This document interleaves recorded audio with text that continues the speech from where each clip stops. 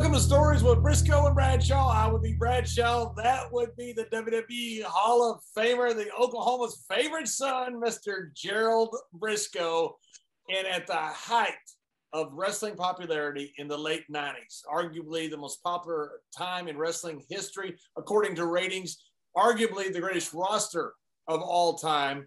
When guys spent their entire lives to get to WWE, this gentleman walked in at the very top without being trained, and not only made it, became a huge part of the WWE roster that the boys loved and accepted. It's a story that will probably never be replicated because that's unbelievable. He is Mr. Pete Gas. Pete, thanks for joining the show. Thank you. I've never been put over ever, I think, but that was the best one I would ever think I can get. Thanks. I appreciate that. It's awesome. You're a heel like me. You put other guys over. That's all I ever do is put everybody over. Oh, Pete, I want to jump in there too, and man, I just welcome you to our show. Man, we have a blast doing these things. And John and I, we talk about who we have on, and we've had a lot of guys on it. Our roster can't be complete till we have Main Street Posse on this show. And you guys added so much to such a wonderful time during our business there. But the people know a lot about your wrestling background and all that, but we will want to get inside of Pete Gas. And the great thing about doing these shows, you got to do some research on your friends. And, Mr. Google's a wonderful person, if you take advantage of him. And finding stuff about you, I had no clue on a lot of stuff about your entrance in, but I know you grew up in Stanford or Greenwich, part of the bad streets of Greenwich, Connecticut. There's a lot of bad streets around there too. Right. and you ended up at the University of Connecticut. Tell us a little bit about playing football. Tell us a little bit about your high school, what kind of athlete you were in high school, how you got to Connecticut, and just your whole beginning journey there. Tell us a little bit about that. Yeah, I mean, when I was growing up, I played football, until I couldn't start until I was in junior high because I was bigger than everybody else. Back then, you couldn't play unless you were in junior high. How big are you? Because I think a lot of people get really misjudged. But you're a big guy. I mean, getting in the ring with you, and looking across the ring. You were a big guy, especially in that Argyle sweater. Well, I think I used to be 6'4", but I think you and John you guys made me shrink about a half inch. But no, back then when I first started playing football, you couldn't be over 130 pounds. I think I was like 160 at the time. So my father was going to have me lose weight. He said, just wait till junior high. And then I did. And I ended up facing Rodney and Shane. Were in a different junior high back then, and we got to face them, and that was like a big deal in our town, facing those two guys. But and then when we got to high school, we all got to play together.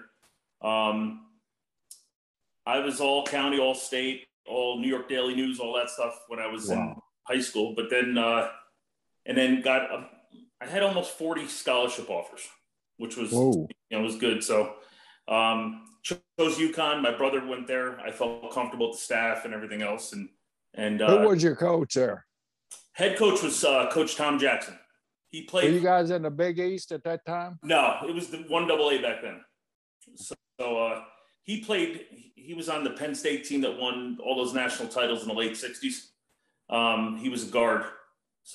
And he was number 63. And when I was being recruited, he wanted me to wear number 63 because that was his number and it was special to him. So that was always, pretty good. But I had other big offers. I'd Syracuse, Maryland, stuff like that. But Georgia was recruiting me. But I went to UConn just, I guess, for familiarity and stuff like that. So I'm sorry.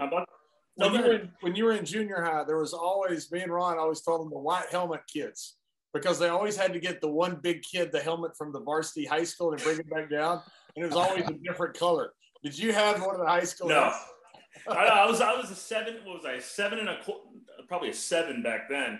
But no, the head just kept growing as I got older. Well, Pete, that's the reason John, his head was so damn big when he was in junior high school. They had to go to the University of Texas to get one of those big ass helmets for him. Well, there was always the big kids in junior high, Yeah. and they never had the helmets big enough for the big kids. So they go to the varsity, but a lot of times they wouldn't paint them. You know, so you know, you have like the white helmet with the red, like, oh, come on. In middle school, you're lucky if you had a helmet, you know. Yeah. So then when I ended up going to UConn, and it's funny because we're talking about equipment and stuff. If you weren't a scholarship athlete, you had to wear used cleats back then. Wow. You couldn't even get like the screw-on cleats. You had to get a pair of used, like refurbished ones. And and I didn't have to worry about it. I was a size 14 back then, so I was good. They had, not many people had it back then, so I was good. I got brand new ones, but I was on full scholarship anyway, so it was all good. Did you have a goal to play professional football? Was that what you wanted? I did. You know how they come in your junior year back then, and they would test you on the 40 and all that. And the Jets were very interested, and they said we'll be back. And then the second week going to third week, we had a game against New Hampshire, and I wanted to play that game so bad because the guy reminded me of Bill Laimbeer, and I'm a Celtics fan, so I hated Bill Laimbeer. He looked like him. He was dirty, and I knew it was going to be a fight.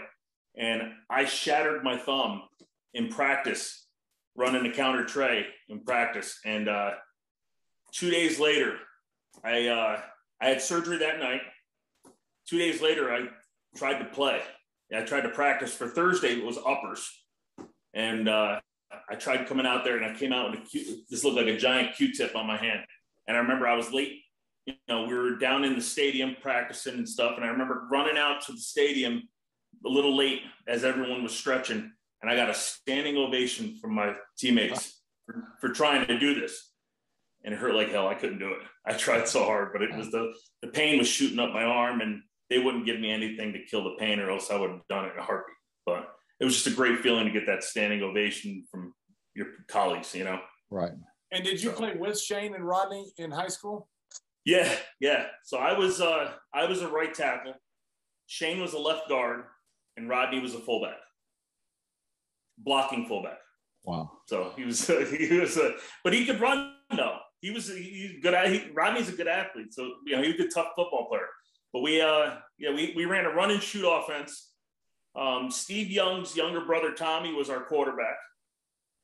We had a real good defense. You know, some of the guys that were part of the original Mean Street Posse when we first came to that WrestleMania in Philadelphia, Billy Pirro was there. He was one of our middle linebackers. He hit like a truck. We had some, you know, we had a good group of guys. It was a fun time, and we were county champs and stuff like that. So we had a good team. What kind of ball player was Shane O'Mac? Shane O'Mac was he let's just say he used every bit of his frame, because he wasn't. Did he get penalized a lot? No, I don't remember. I don't remember he got penalized a lot, but I know he pulled a lot, and he was just a good athlete, and just, you know, always kept his feet moving. You know, that's an offensive lineman. You got to keep your feet moving. Right. He did. So Tommy Young was the quarterback. So there's a referee name. Tommy Young? Yeah, there's no referee named Tommy Young. Oh, I didn't know that. All right. Yeah, down in the Carolinas, down for Jim Crockett promotion for years. He was their main referee down there. But I don't think he was big enough or smart enough to go to University of Connecticut. That's great. He can count to threes. So I saw an interview you did that you were a wrestling fan growing up. Yeah. And you meet Shane. Did you have interaction with Vince? Go over to their house? I mean, you guys were good chums, right? Yeah, I mean, well, Vince used to. It's funny because, like, when I played against him in junior high, Vince attended the game because you can't miss that big barrel chest of his back, especially back then. And then as we got to 10th grade, we started because 10th grade was the start of high school. 9th grade, we were still in junior high back then. And, we all became very close and had classes together and stuff like that. And it was only a natural fit, especially being on the offensive line, that, we were all pretty close. And, we go to the house, and it was interesting. So like you'd have, when Vince was building the house, I think he's still in the house now. It's been so long since I've been up in, I won't say where, but in Greenwich. It was being built. He was renting a house. And so we were allowed to go over there. We were allowed to drink at the house and go swimming and stuff. And Vince would let us, as long as we gave our keys, he'd let us drink and we'd stay over. So one day he leaves and to go buy us beer, and we're swimming in the pool, and all of a sudden we hear a Harley come. And Hulk Hogan was carrying our beer up from the driveway to the pool. And we were like, holy shit, you know, that's Hogan, you know, like that was the guy who I fell in love with back when I was in, you know, 1979. I was 9 years old trying to stay up till midnight to watch him, you know, and here he is walking up. And it's funny because WWE called me back for the 15-year reunion, and he was there. And I went over and, you know, you introduce yourself, you know, you always say hello and shake everyone's hand. And I introduced myself, and he said, Pete, I remember who you are. And he go, and God, I thought it was weird, you know, like, and I said, well, and I said, I don't know if you know the story. And I told him that same story, how, you know, he was carrying a beer, and he kind of went like that. He's like, so I carried your beer? And I said, yeah. I said, yeah, I guess so, yeah. He goes, well, you owe me one. Go get me a fucking beer. So I was in posse uniform outfit. I went up to the concession stand and got him a beer. Tremendous. Yeah, it was real cool. So when you went back to high school that day, like, guys, Hulk Hogan just brought us beer on a Harley. People go, nah, that's bullshit.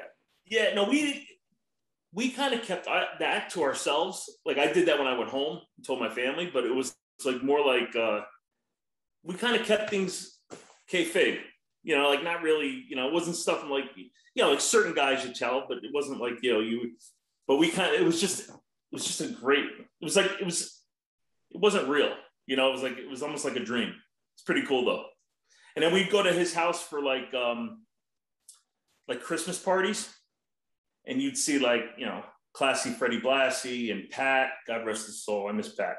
You know, like you'd go up there and you'd see and Vince would have at his house, he would have a bar on one end of the house and a bar on the other. And, you know, we were allowed to drink. So we'd go grab a drink at one end of the bar. By the time we made it to the other end, it was time for another one. We just make our way back, and you see, you know, and we just did it all night long. So it was fun.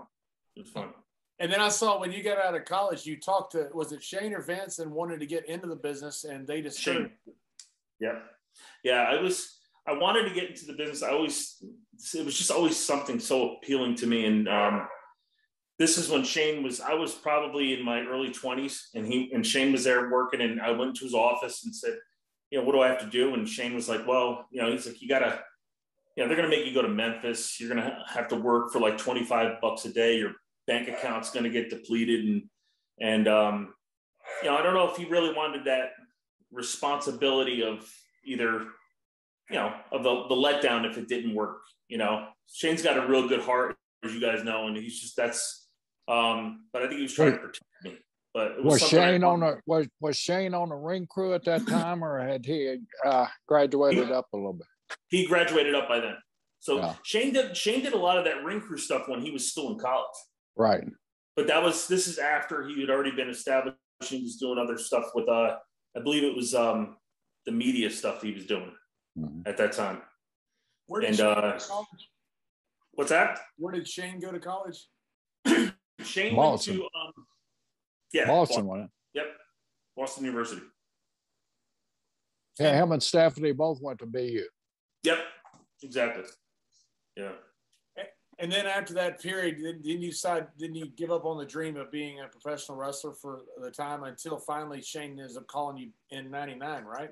Yeah. So the funny thing is, so yeah, I kind of got my dreams, you know, shot down on there. So I was doing some work and just, you know, working a regular job. And Shane said to Rodney and I used to work out at Titan Tower. And we had, you know, Shane got us keys. It was great because we didn't have to pay for a gym membership somewhere. And the equipment's awesome. I mean, you guys know, you've been there. And one day Shane says, hey, he goes, Friday, after you guys work out, come to my office. I want to talk to you guys. So we went in, and he said, hey, I need you guys to do us a favor, do me a favor. So yeah, whatever. We do whatever he needed us to do, And he said, Sunday morning, 10 o'clock, go see Chris Chambers at the studio. And I want you to dress preppy. And he was talking about also, all sorts of ideas on what he wanted us to wear. And he had a script. And he said, this is the script. And he ripped it up. And he literally said, fuck that. Tell stories about when we were kids, getting in fights, all the stuff that we used to do. And Chris is going to cut it up, and you guys are going to be on Monday Night Raw on the next night. So Rodney comes to my apartment. I was living in a house in Stanford at the time with a couple of guys. Comes to my house. We each drank a 12-pack of beer in under probably about an hour and a half. So, and then we went over to the studio. And if you go back and look, I mean, I still had offensive line baby fat. Not that I don't now, but I'm not a baby. That's the only thing different. But you could kind of see in my eyes, I'm a little fucked up in those videos. And we just went and started telling stories, and then just kind of like, embellished a little bit for the character. And it was just fun. It was just, then we're on the next day. It was I remember amazing. that those things were great too, Pete. You guys did an awesome job for no experience at all. Wow, what a great job you guys did. Yeah, that was fun. We again, we just told stories, and that was all Chris Chambers right there. He gets all the credit for that. We just told the stories. He took care of it. Shane brought up that he wanted you to tell him fight. Did Shane, because of who he was, getting a lot of fights, and a lot of guys try to pick fights with Shane and try to say, hey, I beat up Vince McMahon's son or things like that? No, he had a lot of respect from the guys like our age in our group, and he actually, guys older, but he was always the daredevil.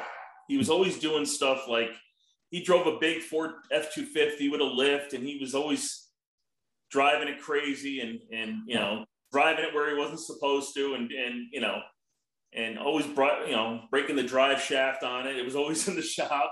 And then we'd be driving around in his mom's Lincoln Town car. I mean, it's not his mom's, the maid's Lincoln Town car. It was like mint green, ugly as shit. And then Vince has a thing about colors like that for some reason. I never figured that out. His color choice is awful. His suits back in the day. Oh my goodness! They looked like they had either a battery or an extension cord on them. It was so loud. It turned a little bright. No wonder he likes Michael Hayes. Yeah, he bought his clothes from Michael, man. That's where now that's where Michael gets his WrestleMania clothes. He goes to Vince's closet and, hey, boss, can I have this? So, but yeah, he used to do stuff like he would drive over people's mailboxes, and he would do all sorts of stuff. And then I remember one night we got pulled over. He drove through like a fence, and then he backed out. We were driving, and I said, Shane, there's a cop behind you. He's like, no, it's not. It's a Jeep. And I go, Shane, I know the headlights of a fucking cop car. I know the headlights of a Jeep. So sure enough, the lights flash. And he got pulled over. He got pulled. Guy comes takes him out of the, he gets out of his car to talk to the cop. Cop gave him like a ticket. I think it was like $85 back then or whatever it was. Shane goes, can I pay you cash here now?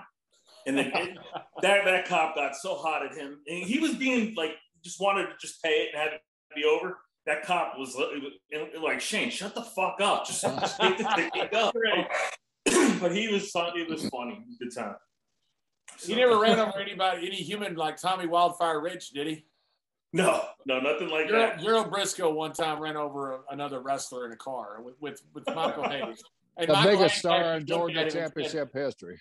Michael Hayes actually looked at him and said, I think you just killed Wildfire. It's a felony. But throw it out there. It's a felony. They never got prosecuted. But he lived.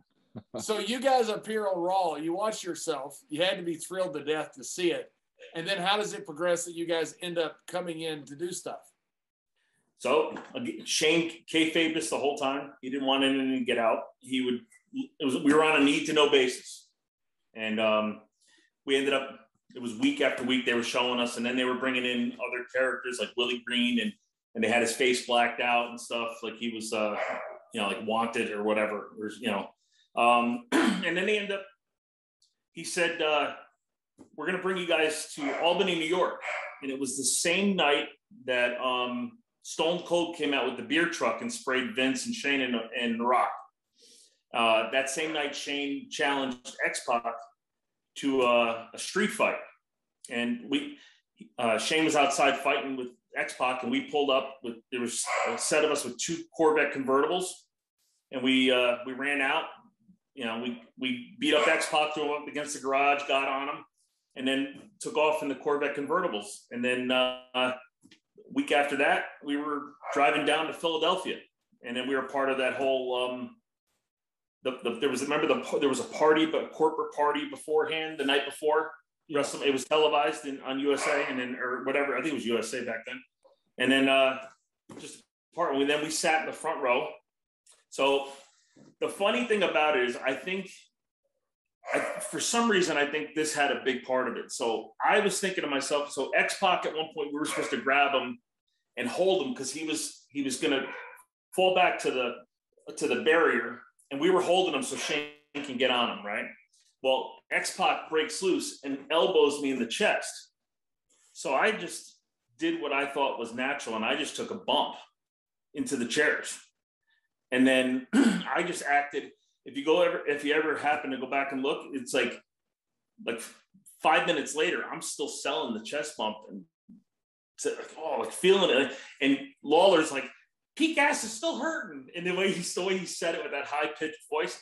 And I just sold the shit out of it. It was an elbow to the chest. It was, but it was great. It just what came natural, just putting them over. So when they first put you out there with X-Pac, I mean, you guys had not done anything backstage in a gym training? You hadn't been in the ring. You just kind of got thrown in the fire, right? Yeah, and that to me, that was always like that's why I wrote that book back in 2017, because I think it was a story that had never happened before. And like you said in the beginning, would probably never happen again, especially with the Performance Center. Right. Vince literally took us and put us in the fire with no training. And I remember him telling us, "Don't get hurt. Don't hurt my guys, and put on a show. Don't hurt my guys." Knowing X-Pac, did he take you to the side and say, "Hey guys, I'm going to do this," and kind of go over?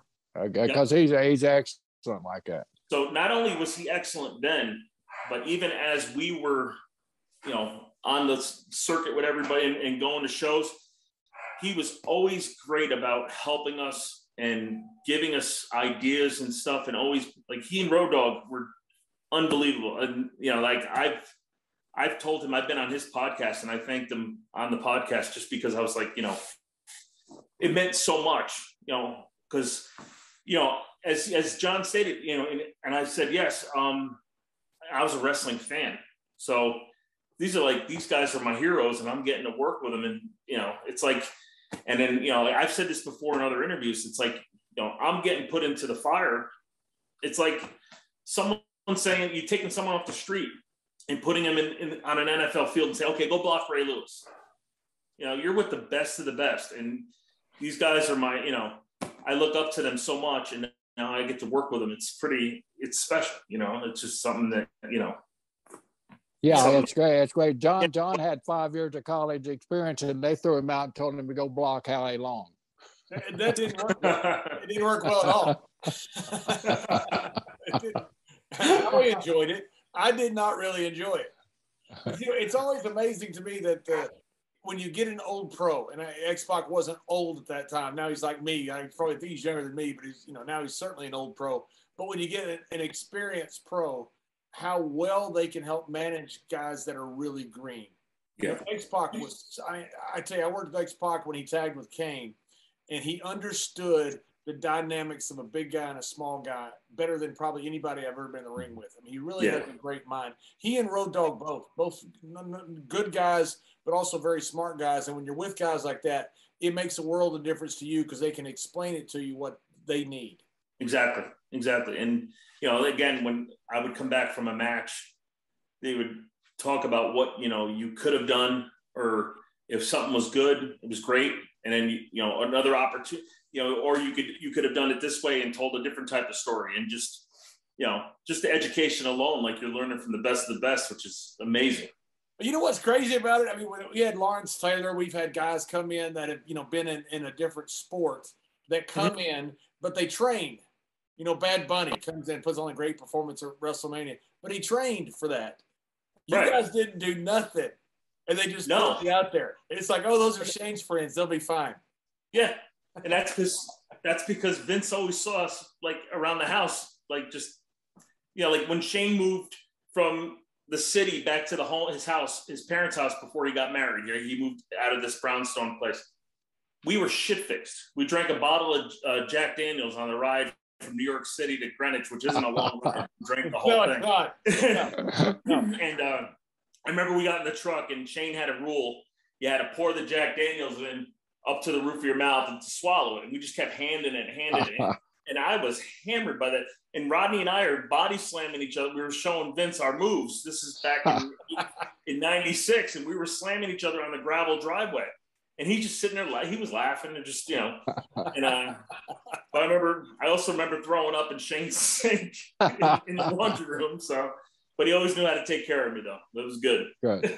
Good. What were your parents thinking at this time? You just finished college. Of course, every parent, my son goes to college. He want him to be a professional. I want him to go coach, teach, or anything like that. Yeah. Did you have your support from your family? Yeah. I mean, my father, unfortunately, had passed away when I was 22, almost 23. He had cancer, and he was 55. And I'm like thinking to myself, man, I'm almost 55, and it's amazing that he missed out on a lot, not only with me, with wrestling, but everything. My mom would sit there and get nervous in front of the television set. And then at WrestleMania 2000, when in Anaheim, I got split open by that botch fan. Viscera hit me in the head with the botch fan and split me open. And then blood's coming out, and I started to try to push more out. Well, I found out afterwards my mom was in the bathroom throwing up because her baby boy was. But my brother Mike was probably my biggest fan. He was always so excited. Both brothers, but specifically Mike, he always wanted to know what was going to happen, and like what time was I on, and it was a big thrill. And plus, not to mention, I mean, I'm sure every person has the same thing back in their hometown where it was a big deal.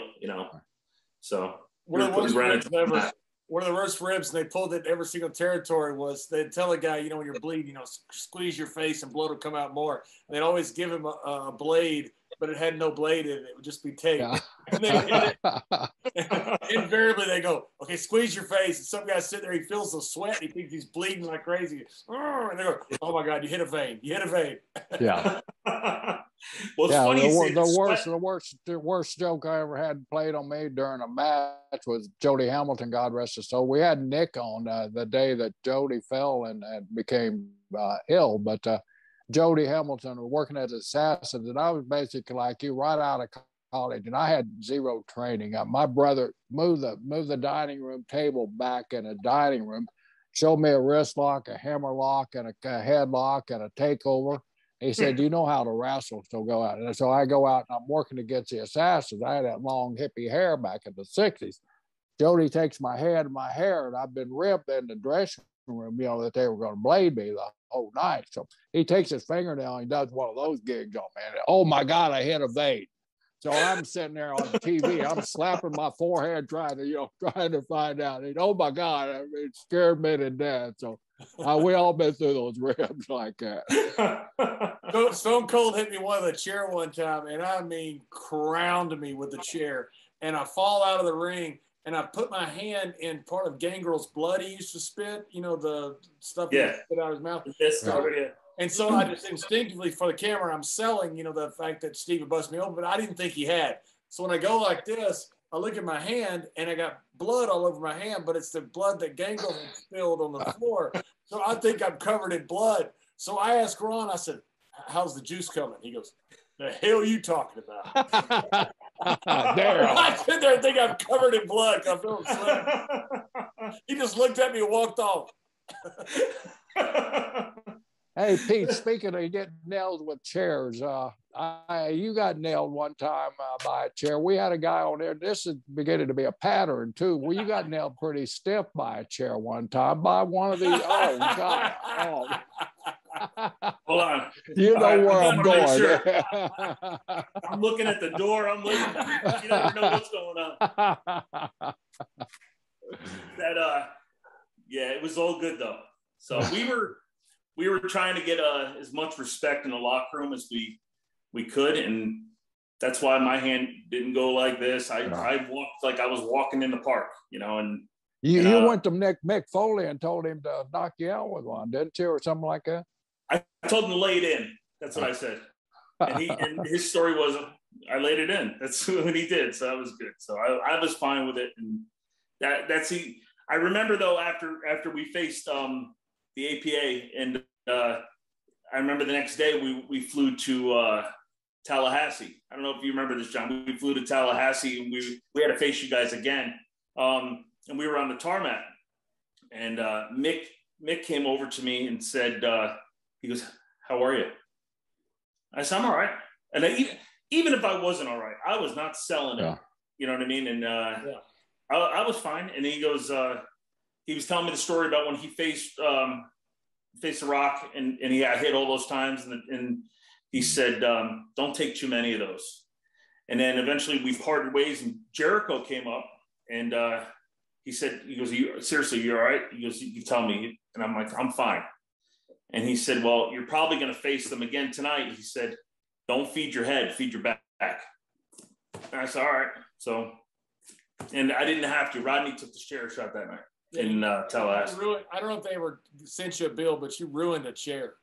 I did ruin the chair. I did. It looked like a Fred Flintstone cartoon, that thing. That was the end of my Shane hit me with a chair one time. I forget when it was. I would clothesline him, I think one year at SummerSlam, and he told me, he goes, "Hit me with that clothesline like you've never hit anybody." I hit him so hard with that clothesline. Ron looked at him and goes, "We're fired." I think he's dead. I don't know how, I don't know what happened, but the week before we started facing you guys, we were in a plane, and Shane and Vince were in first class, and Rodney and I were in the first row of coach, and we were sleeping. And I don't know if I've ever told the story or if you ever heard it before. I know I've told it before, but I don't know if you heard it. And all of a sudden we're both out, and Rodney gets hit in the face with a magazine. And Shane turned around, and they had that plastic cover on to protect the magazine, right? Hits Rodney right in the face. And Rodney gets it, and Shane's like, because Vince is sitting next to him, He's like, basically, so Rodney won't do it. So Rodney literally just says, "Fuck you," and went back to sleep. Less than 5 minutes later, boom, in the face again with a magazine. So I'm just sitting there next to him laughing, because I know that he didn't have an angle to get to me anyway, but Rodney, he did. And Rodney wants to kill him. So he goes over to the stewardess, or a flight attendant comes by and says, he says, "Excuse me, can you let the passengers know that WWF superstar Shane McMahon is on the plane, and if anyone would like an autograph, he will gladly sign it." And she did. Wow. And all of a sudden, all you hear is Vince next to him laughing. And then sure enough, Shane turns around and goes back to us and says, "I'm getting even with you guys." And I sat there like, what the fuck did I do? I didn't do anything. Sure enough, next week, Mean Street Posse versus the Acolytes. It was like, what the fuck? That's great. And it was just relentless. It was every week. So that's awesome. When we first started facing you guys, there was a time where we did Sunday Night Heat. And I don't know if you remember this, because it was a series of vignettes we did. You guys were playing cards, and I had my hand behind my back, and I was up next to Ron, and it was wrapped, a fake chain was wrapped around my fist. And you guys were playing cards, and Ron looked over, "Yo, man, you're a little close," basically. And I threw the best working punch I've ever thrown in my life. I never threw a better one than that. And I hit him here, and it started a whole thing. And then you guys were looking for us. Yeah. And then, remember, and then we paid our dues in the ring. I remember being in the ring so many times and hearing that music, that for those first few notes hit, and Rodney and I was like, see you on the other side, because we knew we were getting our asses.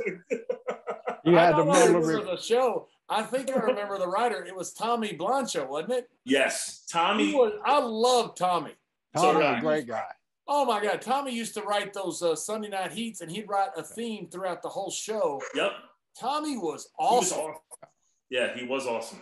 He was a hell of a beer drinker too. We're in LA one time, and we're in the Staples Center, and he goes, "Guys, you got to get the scene right this time. We're doing the APA scene." I said, "Wow, we about to go live?" He goes, "No, you're slurring your words." And you know, the agency started with us. It was in Pittsburgh. I don't know if you know. Yes, it did. That's right. We got our asses kicked by the Radicals back, and it's funny too. It wasn't funny. I don't know if the dates kind of all get mixed up, but I think Rodney, Shane, and I went to the Super Bowl the weekend before that, and then we ended up I think we slept like 2 hours the entire weekend. We were partying quite a bit, but we were hurting, and then the Radicals beat the shit out of us. And I can't remember if that was the whole weekend or not. And then we had to come to you guys. And I remember Rodney and Abs were giving you money, and you looked at me and you go, "You got any money?" I was like, "Yeah, I got money." And I started. We all forked up money, and then that's when you came up with the idea to Ron about the Acolyte Protection Agency. That's right. Yeah, it's funny. Did you ever get your royalty money from that, Pete? No, not a bit. Nope. Don't hold your breath. It's funny how he used his working punch on Ron. Ron always got the working punches. Me, it was like, oh, he's a big cowboy. We'll just hit him. Well, you get what you sow, Don. Hey, wait a minute. I wasn't the only one that worked snug in that team. And by the way, Shane one year hits me with a chair and he dents it, like I did you, and he dents it. Yeah. And so I don't think anything of it. I get the next Christmas, I get a package in the mail, and it's that chair, and it's autographed by Shane. That's fantastic. I didn't know that. Great. It was great. So just thought you might miss the chair that your head dented. I've still got the chair. That's great. Awesome. That should be in a museum. Absolutely. Because I've got signed everything from Shane. It was so good. That's so funny. As Black Martin used to say, we don't put our hands up on chairs. That's right. Well, soon we'll all be hunting Easter eggs we just hid, but the thing was that chair shot wasn't any different than what I hit, say, Eddie with or Taker or anybody else. We really played rough back then. You're the new guy, so you're certainly not going to get the working one, but the other guys didn't either. Guys just hit each other. I mean, people ask me all the time, how'd you do those chairs? Well, you grit your teeth and hope you wake up. There's no easy way to do it. Well, remember the WrestleMania 2000 when I remember this. We all went. We had a vignette where Timmy White was explaining the rules on how the match was going to work and all that stuff. But when we went through where we were walking in our spots and who was going to win in certain spots, I remember everyone saying, "Listen," I think it was more like you and Ron. Just lay it all out there, hit each other, say your sorries when you get back, back behind the curtain. And we used to do those bar fight scenes, and it was that. We go, look, we got one take because there's a good chance somebody's going to get busted open, so we can't do two takes. And we're tearing stuff up that we can't replace in time for the show that night. So we got to do this in one take. So it's got to look real. And so it was always that same. Guys, this is gonna hurt, but you're gonna enjoy the end product. Yeah. I remember Bull Buchanan one time. I grabbed him. I was gonna throw him through a wall, and he goes, "John, wrong wall." And I go, "I'm sorry." And I threw him through a wall that wasn't giving. Thank goodness he's a big tough guy, and he forgave me. Bull Buchanan could go through any wall I ever see. You ain't kidding, he could. That was a big, tough guy. Yeah, big nice guy too. Yeah, nice guy. Hey, we just signed his son. WWE just signed his son to a developmental contract. Talented kid. I've seen the Bull and his wife Sherry send me videos of him. Talented kid. Yeah, he's a big kid too, boy. Pete, you got to be a champion at WrestleMania, right? I did for a couple minutes. You don't have to tell that part. What's that? You don't have to tell that part that it was only a couple of minutes. You just say, yes, I became champion at WrestleMania. Yes, that's correct. I was a 2-time. I won it once at Newark Airport and then once there. You and I have something in common, and we're both 2-time hardcore champion, brother. There you go. I earned mine through the APA also, by the way. You did? That's right. Yeah. They wanted to go out partying with Kid Rock. I brought little Joe C in to introduce them to the APA because they wanted to meet him, and they started talking. And Crash Holly was sleeping over in the corner over there, so of course they want to go drink with Kid Rock, so they get up and leave poor old Crash there unprotected, and I grab a referee and I won the hardcore championship that night. I remember that. That's great. I don't know if you guys remember, but there was the show that we did unopposed to WCW, and the show did like an 8.1 rating overall. But the highest quarter hour that started off was me versus Ron and an 8.6. Were you guys on that same show? Hold on, let me get it back. Yes, that's a shooter right there. You're working with a shooter. That's great. What a fun time we had. Yeah, I still feel for my bud there that's dressing up high there, Pat. I mean, he was scared to death that night. I don't know if you guys do, but Pat was so scared of you guys. He was a nervous wreck. I said, Pat, don't worry, I'll do everything, which I did everything every night anyway for him because I didn't want it. He was old man, and I didn't want to getting hurt. It was my meal ticket. So we wouldn't have hurt. I know you wouldn't, and that's what I told him. You guys were like you'd been in the ring for 20 years when we worked with you that night, and the ovation we got that night, and the backstage, that had to make you guys feel the best that you could possibly feel when you go backstage and everybody's lined up at the curtain to hug you and give you high fives and all that stuff. Well, maybe you guys, they didn't line up the hug. No, I saw him with you guys too, man. That'd be a good night for you guys. John, he goes and for some reason there was a spot where I was on the ground outside on the floor, and he shoots on me and he covers my mouth and my nose, and I can't. Have you ever breathe. had that, Bradshaw? I can't breathe, and he's looking at me. He's over my head and he's going, ha ha ha. And I can't breathe, and he has all his body weight on me, and I can't, like, he had it pressed on me, and I couldn't do a thing, and all he did was laugh. That was great. He got me one time in South Africa. Me and Barry Windham, we'd been out all night. We'd been out all week, and so Barry goes, "Hey kid, when we leave the arena," Jerry's at the front row like he was overseas on the agents tour, sitting out there by the bellkeeper. He said, "You hit him low, and I'm going to hit him high." I go, "All right, we're going to get his ass.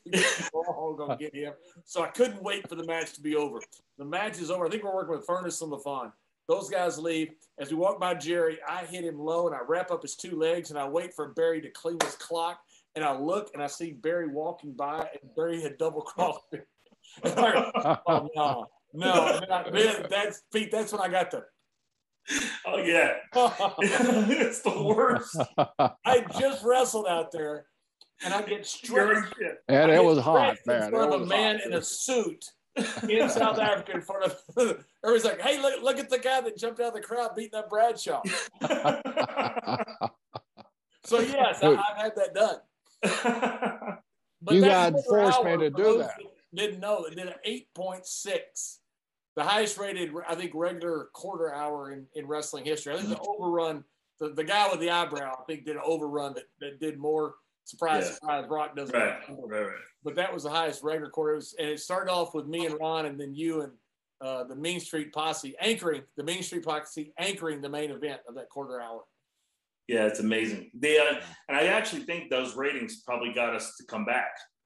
I think because I don't think, it was a loser leave town match, and unless they had plans to do it, afterwards. But I think after the ratings, I remember driving home the following night, and Shane called. And I was driving our car, and Rodney was in the passenger seat, and he told Rodney to put him on speaker. And he says, "Hey guys, someone wants to talk to you." And then you hear "boys," and we knew, the Vince. His voice is so distinct. He said, "I just want you to know that you guys had, the highest rated 15-minute segment in wrestling history." And he started going over the history of wrestling and the Ric Flairs and the Hulk Hogans and the Rocks and Stone Cold, because at the time, Rock didn't surpass that number, from what, if I'm not mistaken. That was the highest regular quarter hour. Now, right. Okay. The one that Rock did was the Open Run. So and it was a promo. It was a promo segment too. We had the highest. We still have the highest wrestling action segment in the history of Raw. But he had the highest interview segment. His segment that beat us was an interview segment. Him and Beckham. But just the whole thing with him talking about it, and then he said, "Boys, I'm proud of you." And my own father never said those words, so it's always tough love, and we always had thick. Not that he didn't love me, not that he didn't, it wasn't his way, and I knew it, and I knew he was proud of me. But just to hear those words from Vince and stuff, and how hard, because Rodney and I would drive from town to town and say, we want to, we got to put on a good show for the McMahons. That's what that's the way we always felt like we were doing it. Which goes back to the whole thing when Shane said, "Do me a favor." After that whole thing with WrestleMania, that first WrestleMania, he called us back in the office and he gave us those envelopes. And we're like, "What's this?" And he goes, "It's your pay, assholes." And that's what he said. We didn't think we were even getting paid. We thought we were doing it for free. And so for all the vignettes and all the other things that we did, and we got money for it, we were going to do it for free there. We were doing them a favor, but it was, obviously we needed the money, so it was good. But it was a run. It was unbelievable. It was a dream come true. The power that Vince McMahon has, and yes, when he tells you, "Hey, I'm really proud of you," how it sticks in your mind for the rest of your life. I mean, he has that ability to sit you down, and it's just, I don't know what it is about him, that commanding presence, whatever it is. But everybody who's had that experience will tell the same thing. Goes, "I sat down there and Vince told me this, and it just meant the world to me." And it's meant the world to me before, too, when I've had a talk like that with Vince where he said something very positive. I thought, man, that's really cool. It is cool. But it's amazing that personality that he has, that it means so much to people when he gives you that praise and that good word, which is coming from his heart. Yeah. Yep. And that's, and that was the thing, because we grew up in his house, like for the most part, wow. And then to be able to help him out and, pay him back and do, listen, I know a lot of people used to give us shit because we were the way we got into the business, but the business wouldn't have Vince, if we didn't do our jobs and try hard and put people over and do everything, we wouldn't have been there 2 weeks. Yeah. Pete, I got to tell you this. I don't know what you got in the dressing room, but I know the feedback. I was part of the office at the time, and I was with Vince just about 24/7 during those days. I never heard a negative thing, feedback from the talent or from these guys are not doing it, because you guys always did your job and you always busted your ass out there. And like you said, you got along in the dressing room, and that's, people just don't understand how important it is to a wrestler to be accepted in that locker room, because you can end up out in the parking lot dressing, or in a custodian office dressing. But to be accepted, you just come in out of the blue. People knew the connections you had, but you guys were such genuine people when it came to working with and wanting to, and you weren't smart asses about the business. You'd grown up basically in the business around, even though you weren't in it, you were around the business, being friends with Shane all those years. But man, everybody I ever knew, they always spoke very highly of you guys and how you guys busted your ass. You guys were overachievers when you went out there every night, man. I appreciate it. That means a lot coming from you guys. Seriously, it means a ton, more than you'll ever know. And I can tell you from the dressing room, Jerry, I mean, we love those guys. Me and Ron did. Everybody did. We loved working with them. We loved having they fit in right away. You know, I've seen guys be in the business forever that come in. They're just not going to fit in. These guys came in right away, and all the boys loved them. There was never an issue of, oh, these are Shane's guys or anything else. It's just good guys. Yeah. Just like us. I mean, you played football in college like I did. You know, we had the same background. You know, it's just something that fit, and the boys really appreciate it. And I saw an interview you did, Pete, getting ready for this one, and you talked about how people say like the Mean Street Posse was the shits or whatever. A lot of that is because you were heels. You know, people say, "Oh, you're the shits. You're terrible. You're no good." Well, what they're saying is, "I didn't like your character." Which really, that's what you're supposed to do. That shows you're good at what you did. You know, I've always said, if you've got a heel section and you're trying to be a real heel, you're not a good heel. No. It's when people say, "Man, that guy doesn't belong in the ring. I don't like that guy. I wish they'd get beat." Well, would you pay to see them get beat? Oh yeah, I'd pay double. Oh, you're right. They're not good workers. Right. I remember. So we were in Austin. Drove over Rock's his town car. That was in Grand Rapids, Michigan. Yep, I remember it well. Right. I remember we spent $35,000 on that new car. That car. 30. I remember Vet signing that check. Holy shit, 35 grand. So we were parked where we were parked. We had backed into the spot, and I was putting the bags in the trunk after the show, and all the fans were along the gate and stuff. And there was a guy there. He was as big as my door. Right? He was a pretty big dude. And they were all calling us Mean Street pussies and all sorts of every name in the book, right? And I just said, fuck it. I turned around and I walked over and I just said, hey, I said, you don't like me, huh? And the guy goes, no, I don't like you at all. And I probably should have just kept going, but I just said, I said, good, because that's what I get paid to do. And it was kind of, I mind fucked him because he kind of like went like a dog when he doesn't understand, like, yeah. And it's just all of a sudden, all this next thing you know, by the time I walked away, he was rooting for me. And then I probably shouldn't have done. I probably should have stayed in heel, but the guy probably would have jumped the fence or something. But but anyway, it was unbelievable. It was so much fun playing a heel. It's not as much money, but it's fun playing a heel. It's funny because heels don't like sometimes chants against them. I had a sign. Some guy brought a sign. The sign guy, just a born loser, JBL. And when I saw it, of course, I was furious. I tried to get the sign and stuff. I thought that is awesome. And also, just a born loser starts showing up everywhere. But it's like a lot of guys, say, man, I don't want them to, chant that I'm fat, or I don't want to chant that I'm this or that. You want them to chant. Yeah, you want them to chant. Right. You live to get them involved. And sometimes guys are like, I don't want them to do that. You're making a big mistake. Yeah, you are. Definitely. I remember that first WrestleMania in Philadelphia. Rodney and I sat next to each other, and I remember two seats over was Isaac Hayes. I remember Rodney and I looking up, and there were signs with our names on it. And I'm like, how cool is that?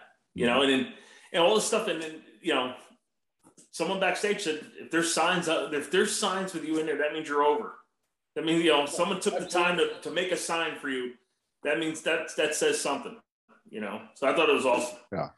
Pete, when you finally finished up with WWE, how did that happen? And then I read where you went from there down to Memphis, right, and worked for Lawler for a while. No, before that. So after, what happened was we were training with Dr. Tom, and so we were training. So now, when I told you when Shane gave us those checks, after that, Shane also brought us these contracts. They called us in like a week or so later, and he gave us contracts. And he said, here are contracts, 3 one-year deals. So then, I remember going into the parking lot after holding that contract. I would have signed it no matter what it's. I remember letting out a yell because I had the bug more than ever. I wanted to be a part of it, And so then we started going on the road, and we were doing shows Sunday through, the Sunday, Monday, Tuesday, because back then Tuesday was Raw for the following week. And then we were coming back. Wednesday was a travel day.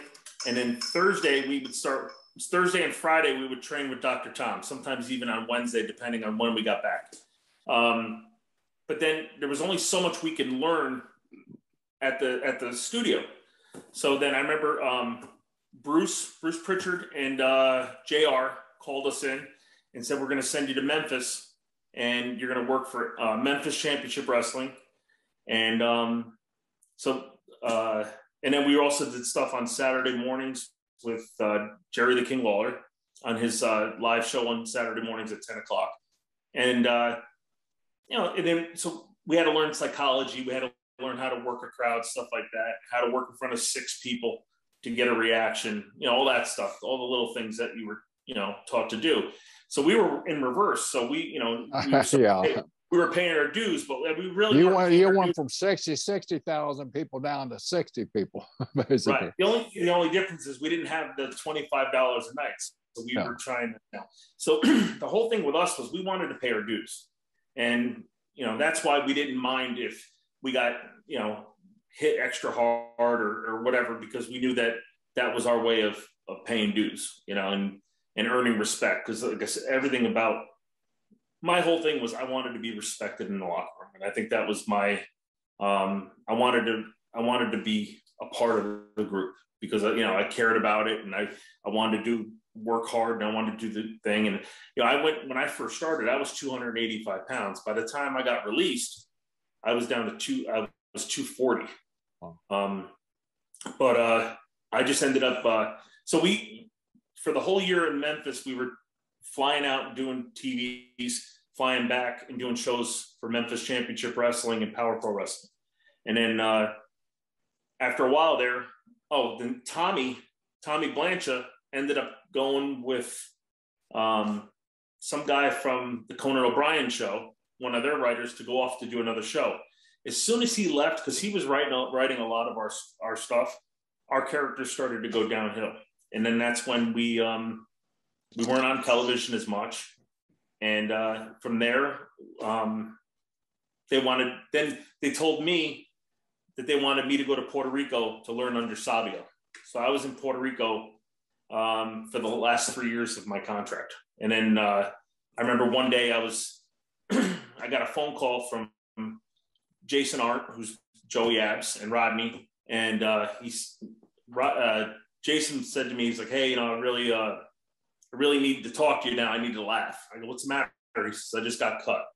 And I was like, he's like, yeah, he says, they're calling us in one by one. They're either sending you to Ohio or they're sending you home.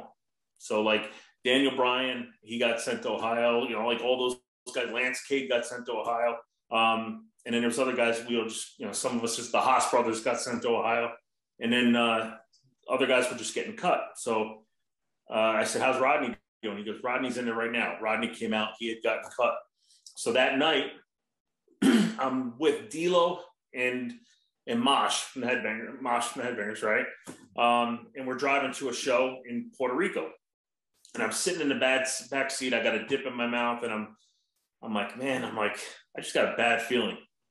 And D'Lo's driving. He's like, Pete. He's like, you're Pete Gas. You're not the Mean Street Posse anymore. They split you up. Don't worry about it. Well, the next day, like a dumbass, I go and I spend like $100 in groceries, maybe even more. And I'm walking with all these groceries, and the phone rings, and it's Bob Clark. I'm like, fuck. So I go and I said, hey, Bob. And he's like, hey, what are you doing? I said, I'm just walking with some groceries. He goes, all right, I can call you. I go, just give me the fucking news. Because I knew it was coming. And it was like it was a gut punch and a half. And it was probably one of the worst feelings ever. And then, so I went back. D'Lo and Chaz got all my groceries or whatever was left after the next 3 days. Because I finished the next 3 days. I had to finish my storyline in Puerto Rico for IWA. And then, they sent me home, and that was it. But I landed. I forgot what day of the week it was. Oh, I remember it was like a Wednesday that week. And then I went, the very next morning, I went to Shane's office because my key still worked in the building. I remember afterwards, Shane said, I thought you were going to punch me in the face. And I just went up to him and I stuck my hand out and I said, thank you for the best 3 years of my life. It was just, but it was true. Like, you couldn't look at it as, you had to look at the positive. I mean, that was, he gave us an opportunity and we ran with it.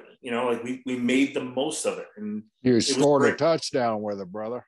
Yeah. Thanks, man. I appreciate it. And then, like we didn't, but I just really, I had to thank him because I felt that was the right thing to do. Because without him, and I still benefit from the best 3 years of my life, to this day. I mean, there's certain things you can do and stuff like that. And I just appreciate my glass is definitely half full when it came to that business and in my experience in my 3 years there. So to me, it was not to get all mushy about it, but to me, it was a great run and it was special and I cherish it for the rest of my life.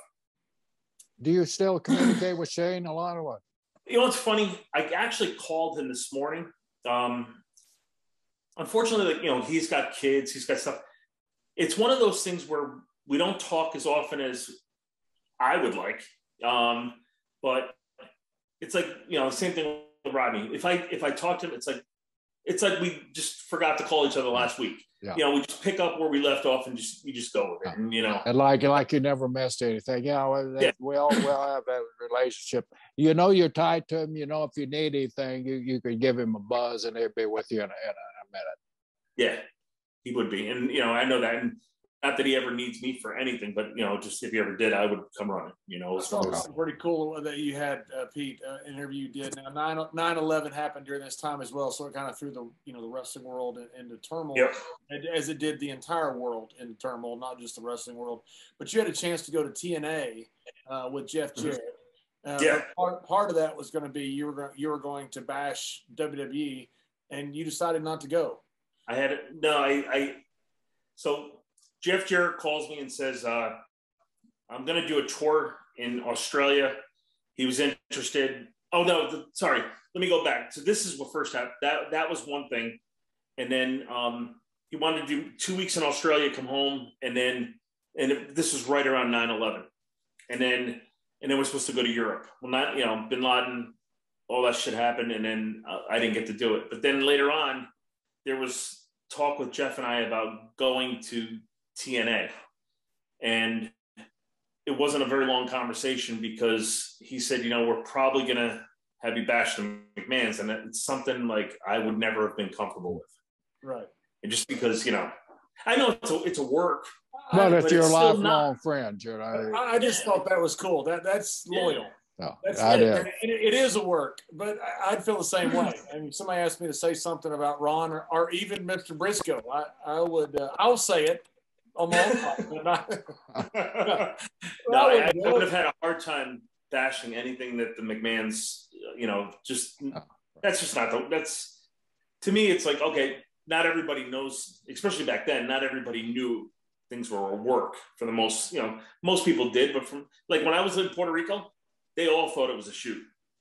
Like everything we did, like, they believe, and I don't know if they probably still believe it, but I just couldn't bash the McMahons. Just they're too good of people. They've been so good to me so many years. Like I just would never be able to play a character where I was bashing them. Yeah, I thought that was awesome. One thing I read in your book, and I got the honors. Thank you very much for thank you writing the foreword along with Edge, which is really cool and a terrific honor. But I read about Wrestler's Court, and your rendition of it is pretty much exactly as it happened. I mean, most people, it's funny, but, and our memories get bad with age, so we remember something 20 years ago. It's not like we're lying. We just don't remember events in the correct order and names are wrong and stuff. But your rendition was pretty freaking accurate. Because it was like, it was probably I always say it's probably the best moment of wrestling for me, like funniest, because I cried laughing the whole time. It was so much fun. So do you want to set it up and I'll go there? Wrestler's Court, people talked about it on the mystique of Wrestler's Court. It was one of the most fun things we ever did. The boys looked forward to it for weeks. And sometimes there was an underlying current that there was a shoot about something. Most of the time there wasn't. It was just a chance to do something fun. We didn't have social media. We didn't have the internet. This was our entertainment. And some Didn't of those, have all those video games in the back or anything. That's They were right. there. Yeah. Some of those wrestlers' courts were some of the greatest things I've ever seen in the history of this bit. It was also Taker was normally the judge. Kane, our Godfather, was the bailiff. I was the prosecuting attorney, and then everybody else was in the jury pool, and then Taker would render his verdict. So but Taker was out at that moment. That's at right. That point in time. And so Triple H took over the robe of the Undertaker. Right, and what happened was we had caught Teddy Long. For one, Teddy Long's the cheapest man in the history. Teddy would turn into Galileo when we go through a toll booth. You know, just Teddy wouldn't pay for nothing.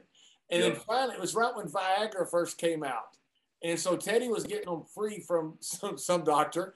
and the boys found out about it, and they're going, hey, can I get some of those? And Teddy was selling them to the boys. So we took him to court for being a cheapskate. So I believe the charges were not cheapskate. It was cheap motherfucker is what it was. That was the official court charge. Exactly. Great. So I remember it was almost like a court setting, but we had desks for some reason in this one room. Because I remember having a spit cup and some tobacco, and Kurt Angle was next to me, and we laughed so hard. I mean, we were holding each other up at one point. But so the charges came up, and Hunter told you stood up, and I remember to Hunter right in front of you was Papa Godfather. He was standing there, and he had his arms crossed, and all very all very official like, and then. You got up and said how, he was, at times, like you said, you go to a toll and he'd be making like he was fumbling through his pockets. And then the money would come out as you were already 20 yards past the toll. And so all these different charges, but it was the official, like you said, the official thing was he was a cheap motherfucker. Yeah. So all the charges came up and we're all laughing. I mean, the place was, first of all, it was packed to the gills. And, I remember Hunter says he turned after all the evidence was brought up. He turned to me, he goes, "Well, Teddy, you're pretty much fucked." He said, "You have anything to say for yourself?" And Teddy also, stands up. Let me interrupt. Also, the judge's orders were also: you must tell the truth, the whole truth, and nothing but the truth, unless you can tell a better lie. Yes. So that was you. I forgot that part. You can make shit up. You could do whatever you want in wrestler's court. It didn't have to be true. You just be entertaining.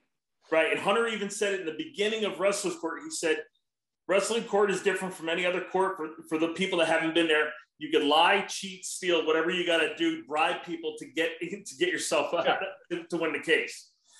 So he goes through that whole thing, and Teddy stands up and he goes, very animated. Your Honor, I'd like to call a character witness. Character witness. Mae Young. And that alone got the crowd to pop. And so she comes walking up and she says, "I don't understand you wrestlers with your big dicks needing that Niagara." And the place went nuts. So, and then that was the last thing we expected to happen. And then Hunter, to just add fuel to the fire, he's like, "Well, Niagara, some guys feel more comfortable. They want to use the Niagara and all that." And he kept saying Niagara, which just made the whole thing even funnier. And then, so at the end of I don't know if there's any more to it, but the final verdict was he had to give you guys chicken and I don't know how many cases of beer, right? Was that for the remainder beer for us? I can't remember how much. We had to have a bucket of chicken, and it may have been more than one, but he had to buy us. Me and Ron love fried chicken, so we'd have a bucket of chicken and beer. And Teddy had, I don't remember how much the total was, how many days it was, but that was the verdict that Teddy was found unanimously guilty. But incredibly entertaining. I'm sitting there like F. Lee Bailey. I'm thinking I'm the dream team. I think I got this thing wrapped up, and all of a sudden, Mae Young gets up, starts talking about Niagara and penises. Oh my God! God bless you. That was so funny. But I remember before the whole thing, before we all went in, I didn't know what was going on. We were all kind of sitting out in the arena, and someone said, "We have wrestlers' court." And I was like, what's that? And they're like, you don't want to miss Wrestler's Court.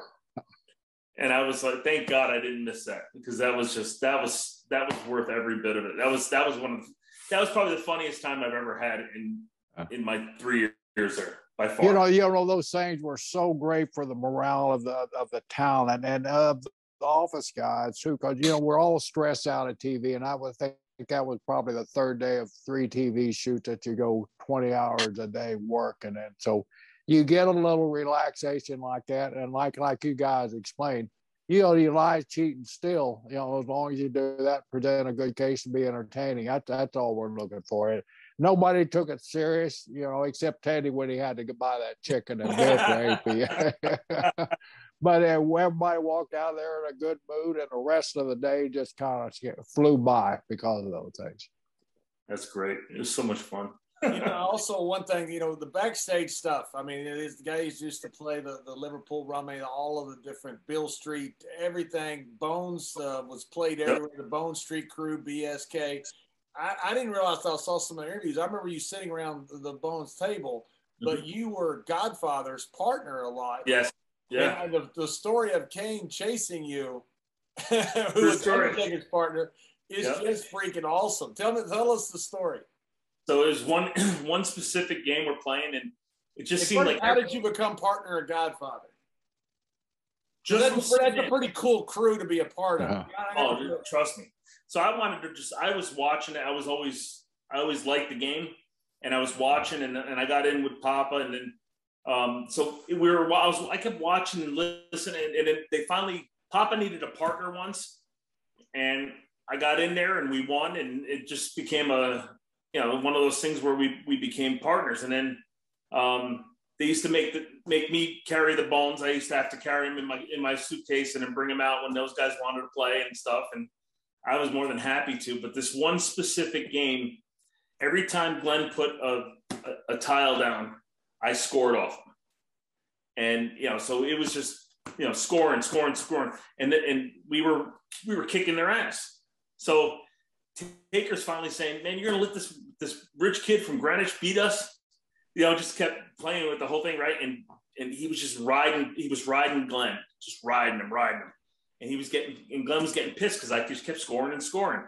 And then it finally got to the point where we were about to, we were so close to winning. All of a sudden I said to, Glenn turns to me and he goes, if you score here, I'm kicking your fucking ass. He didn't say fuck. He wasn't really a swear. He goes, I'm going to kick your ass. And he's the mayor now. We got to take care of him. Yeah. He really, I didn't really ever hear him curse. But so it comes around to him. He puts his bone down, and I have my bone in my hand, and I'm looking down at it, and I'm looking at Papa. I'm looking down. I'm looking at Papa, and Papa he's smiling. And then I just brought it back, and I yelled, "Domino, motherfucker!" And I took off. And he chased me all around the arena to the final until I blew up. And then I just dropped, and he kept punching me in my shoulder. And I just thought it was the funniest thing because I was laughing, but he kept punching. He was just, and eventually it stopped. But he just kept punching me. It was good though. It was fun. It was worth it. It was worth the beating. When a domino game ends up with the big red monster chasing somebody around the building, that's a pretty good domino game. It is good. Yeah. Not for him, but for me, it was good. Yeah. We used to have games all over the place. I mean, guys are playing dominoes, bones. Guys are playing cards. I mean, it was a lot of fun backstage. The one thing I could say, well, from what I heard, I can't say it, but from what I heard from friends, certain guys, years later, maybe like 5 years later or something, I said, I really missed the locker room to this one guy. And he goes, it's not the same. It's different. He goes, back when we were during the Attitude Era, everyone was out to help each other. We were all there. We had a common goal. We all wanted to. He said he felt like it was kind of different at that time. And he was kind of, I know we're trying to be lighthearted, so I won't say who it was, but it was one of those things where he just said it didn't seem like it was the same type of camaraderie it was during the Attitude Era, where everyone was out. We were, our enemy was WCW, and we were trying to, we all had a common goal, and everyone was very team oriented. And he just felt like it was different as time went on. So I don't know, whatever that was worth. I know a lot of people think this, but you know, every crew that you're a part of, you think is the best. But you know, I've been a part of a lot of crews in my time, my years in the business. But that was probably the best assembly of talent and people. Not only were they talented in the ring, but they were really good people in the back, and that's what made that. I think that's what made us so successful at that time, because everybody kind of got along, and we knew what our purpose was. We had a challenge in front of us, and that was to get back in front of WCW, and everybody bonded and fought that challenge, and we eventually got to where we needed to be. Yeah, I felt like even the crowds, how hot the crowds were back then. I mean, you look at, you know, like I saw, you know, Becky Lynch just came back a couple weeks ago, and that crowd was amazing, right? But that crowd, I felt like, was like that every Monday night. When, you know what I'm saying? I felt like the crowd was just absolutely great. You know, correct me if I'm wrong, but that crowd, anytime Rock or Austin came out or whoever, it just felt like there was a DX. It was a rock concert every night. Just people were going nuts. Yeah, it came from such a low. You know, when I got there December of '95, business was really bad. We couldn't sell tickets in a lot of cities. Thinking about running the Sportatorium in Dallas instead of Reunion because the crowd was just so bad. We're losing money in Reunion. Couldn't even cover the rent with ticket sales. And then all of a sudden when Steve got hot, he was the first one to really get hot. The only big star we had was Undertaker at that time, that was left over that was, still a huge star. And Shawn, but Shawn had kind of left during that point as well. When Steve got hot and business took off, it was unbelievable. It's like the fans came along the journey with us. And I think that was part of it as well. It wasn't like we had this huge, it had been years since Hulkamania. We hadn't had this huge popularity, and all of a sudden you got this guy Stone Cold, and then The Rock, then DX, then everybody. I mean, it was an incredible time. It was amazing. So if you're going to spend 3 years in a business, you spent the right 3 years. Yeah. Guys, as you can see, it's getting a little dark here. I don't know about on your side of the state there, but here we're getting ready to have a hell of a storm. It's thundering off in the background. So, Pete, I want from the bottom of my heart, man, we really appreciate you coming on. I mean, this has been a blast, and we've been trying to figure out a time to get you, and I'm glad you finally worked out the time in your schedule to do it, man. And hey, you got anything you're up to now that you want to tell anybody that you're a part of? No, I'm just I sell for Florida Coast Equipment for small excavators, stuff like that. But other than that, I just want to say thank you, because I mean, you two were a big part of my maturity in the business, and and thank you. And John, thank you again for doing the forward, and it meant so much to me to have you, because you're basically, we had that run of such a long time, it felt like forever, those month or whatever, 2 months, whatever it was, of you beating the shit out of us, but it was fun. And but that was a big part of it. We loved it, and we would have it no other way. That was, to us, it was the best, because it was helping me accomplish my one goal, and that was to be respected in the business. And I hope I did, and I think I did, and that was that's what it's all about. Respect. Well, you certainly respected me, and Ron certainly respected you and loved you. We had such a good time with you. From the first time you came in, the whole locker room did. And you remember great moments in time. You remember great people, and you're both. We had that era of wrestling. To me, it was the era when I was there, and I wasn't there for Hulkamania. I wasn't there for back before that with Thez and San Martino, but I was there for the Attitude Era, and you were there, and that's something that will live with you forever. And because of that, you're part of the same brotherhood, along with me and Jerry and so many other great guys. So it's fun to have you on. Thank you very much for coming on, and thank you for being the Mean Street Posse from the tough streets of Greenwich. Thanks, I appreciate it, and appreciate it. Bye.